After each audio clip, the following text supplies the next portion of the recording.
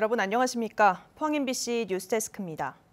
경북 동해안은 오늘 아침 최저기온이 울진 영하 10도, 영덕 영하 9도, 포항 경주 영하 7도까지 떨어져 이번 겨울 들어 가장 추운 날씨를 보이고 있습니다. 경북 동해안 전역에는 한파주의보가 내려져 있으며 강풍 경보까지 더해져 종일 강추위가 계속되고 있습니다. 경북 동해안과 북동 산지에는 내일 새벽까지 평균 풍속 초속 10m, 순간 최대 20m 안팎의 매우 강한 바람이 불겠습니다. 경북 남부와 중부 해상에는 풍랑경보가 내려져 물결이 매우 높게 일고 있습니다. 울릉도와 독도에는 강풍특보와 함께 대설경보가 내려져 오늘 밤부터 내일까지 많은 눈이 오겠습니다. 강풍경보가 내려진 포항에서 시설물 피해가 잇따르고 있습니다. 오늘 오후 1시쯤 포항시 등량동 이마트 외벽 판넬이 강풍에 떨어져 소방서와 한전 포항시가 긴급 출동해 철거했습니다. 또 포항시 흥해읍 7번 국도 옆에서도 판넬 간판이 쓰러져 한때 차량 통행이 통제되기도 했습니다. 포항시는 간판이나 조립식 지붕 등 부착물을 고정하고 해안에 접근하지 말 것을 당부했습니다. 합창을 통해 서로 위로하고 응원하는 포항시민 프로젝트 합창단의 이야기가 뭉클한 감동을 주고 있습니다. 악보도 제대로 보지 못하던 초보 단원들이 불과 한 달 만에 멋진 공연을 펼치는 모습은 지진과 태풍으로 힘든 시기를 보낸 포항 시민들에게 긍정의 에너지를 불어넣고 있습니다. 이규설 기자입니다.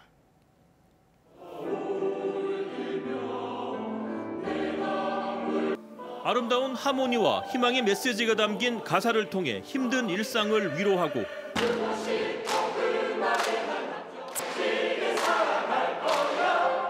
BTS의 노래를 함께 부르며 긍정의 에너지를 불어넣습니다. 언뜻 전문 합창단의 공연처럼 보이지만 사실은 10대부터 70대까지 평범한 시민들로 구성된 포항시민 프로젝트 합창단의 공연 장면입니다. 포항에서 8개월 된 아이를 키우는 주부. 모든 게 오랜만인 것 같아요. 사람 많은 곳도 오랜만이고. 태풍 흰남노 피해 복구 지원에 온 힘을 쏟았던 해병대원. 이번에 합창단 프로젝트에 참여하게 돼서 정말 영광이고 부족한 실력이지만 아름다운 무대 만들기 위해서 열심히 노력하겠습니다. 지진과 태풍으로 힘든 시기를 보낸 평범한 포항 시민들이 용기를 내 합창단을 꾸렸습니다. 악보도 제대로 보지 못하는 초보 단원들이 전문 지휘자와 멘토들의 지도를 받고 저 이렇게 하는 거는 계속 노래를 하세요. 소리를 내세요. 자, 그다음에 제가 이렇게 하면 그때 끊는 거겠죠. 딱 한 달 동안 단 6번의 연습을 거쳐 전문 합창단과 나란히 송년 음악회 무대를 멋지게 꾸며냈습니다. 평범한 시민들이 음악을 통해 서로 응원하며 아름다운 하모니를 완성한 포항시민 프로젝트 합창단 이야기는 다큐멘터리로 제작돼 시민들의 가슴 속에 뭉클한 감동을 선사했습니다. MBC 뉴스 이규설입니다. 경북경찰청은 태풍 흰남노 당시 9명이 사망한 사고가 부실 대응 때문이라고 판단하고 포항시 공무원 1명과 한국농어촌공사 관계자 2명, 아파트 관리사무소 관계자 2명 등 5명에게 업무상 과실치사상 등의 혐의를 적용해 구속영장을 신청했다고 밝혔습니다. 이들에 대한 구속 전 피해자 신문이 다음 주 초 열리면 늦어도 이달 안에 영장 발부 여부가 결정될 전망입니다. 경찰은 구속영장을 신청한 이들 외에도 10여 명을 불구속 상태로 수사를 진행할 방침입니다. 경찰은 이강덕 포항시장의 경우 구속영장은 청구하지 않지만 최종 책임자인 만큼 불구속 기소 의견으로 송치를 검토하고 있습니다. 경북도 의회가 지난 21일 끝으로 올해 마지막 정례회를 마무리했습니다. 통과된 안건 32건 중 특히 내년 1월 시행되는 도청 행정조직 개편안은 지방 소멸 위기 극복에 초점을 맞췄습니다. 반면 아이 여성 행복국을 축소하면서 성평등 관련 정책이 후퇴하는 거 아니냐는 우려도 나옵니다. 김서연 기자입니다. 이의가 없으므로 가결되었음을 선포합니다. 내년 1월 1일부터 경상북도 행정조직을 전면 개편하는 내용의 조례안이 경북도의회를 통과했습니다. 이철우 도정 2기의 핵심 과제인 지방시대를 이끌 지방시대 정책국이 신설되고 메타버스 과학국, 경제산업국도 새롭게 선을 보입니다.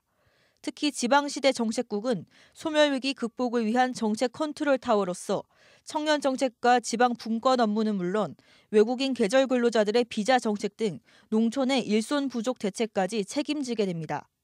인구 소멸과 관련된 거의 대부분의 현안을 한 부서에 모아 시너지 효과를 보겠다는 겁니다. 인구 감소라든지 또 지역의 기업 유출이라든지 이런 부분들을 저희 극복을 해내야 됩니다. 청년 교육 그리고 또 균형 정책, 인구 감소 대응 정책 이런 부분들이 좀 포괄적으로 같이 좀 연계될 수 있도록. 기존의 통합신공항 추진단은 국장급이 책임자인 신공항 추진본부로 격상한 점도 눈에 띕니다. 경제부지사의 분장 사무도 확대됐는데 특히 기존 행정부지사 소관이던 환동의 지역본부 업무까지 관장하게 됩니다. 반면 국장급이 수장을 맡았던 아이여성행복국은 과장급 여성아동 정책관으로 축소됐습니다. 윤석열 정부의 여성가족부 폐지 방침에 경상북도가 보조를 맞춘 건 아닌지 조직 개편을 바라보는 지역 여성계의 시선은 곱지 않습니다.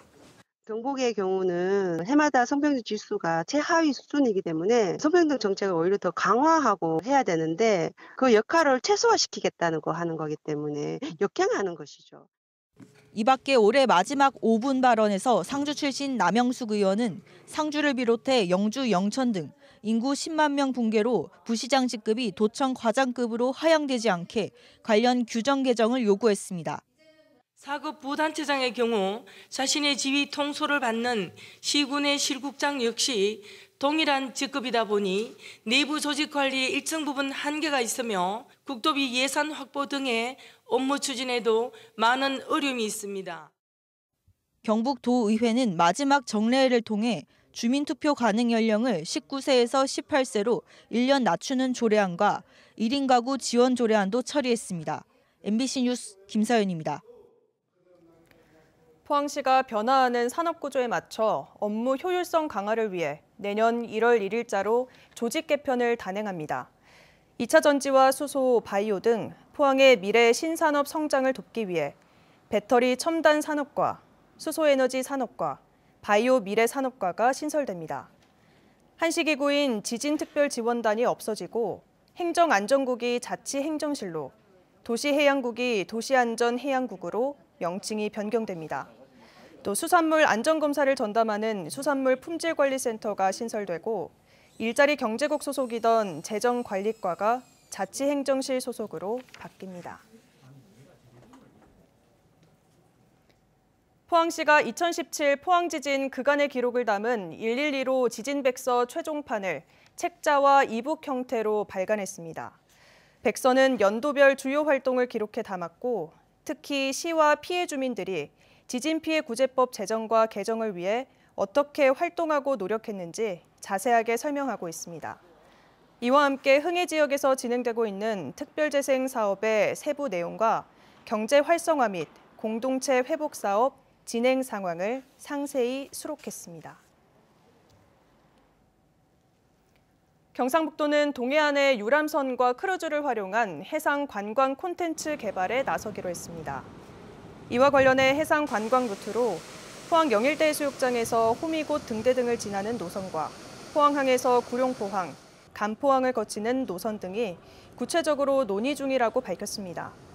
경상북도는 올해 울릉도 관광객이 42만 명으로 역대 최다를 기록하는 등 해양 관광에 대한 관심이 높아질 것으로 기대하고 있습니다. 포항 철길숲이 산림청이 주관하는 대한민국 모범 도시숲으로 최종 인증을 받았습니다. 산림청장 인증 현판이 포항 철길숲에 설치될 예정이며 산림청으로부터 도시숲 운영 및 관리에 필요한 사항을 지원받을 수 있을 것으로 기대됩니다. 모범 도시숲은 숲의 위치와 규모, 유지 관리, 시민 참여 및 만족도 등 6개 항목을 평가해 지정하는데 포항 철길숲은 도시 녹지 네트워크의 플랫폼 역할을 한다는 점에서 좋은 평가를 받았습니다. 국토교통부는 민간 헬기 안전 확보를 위해 블랙박스 설치 의무화 등 기체 안전성 검증을 강화한다고 밝혔습니다.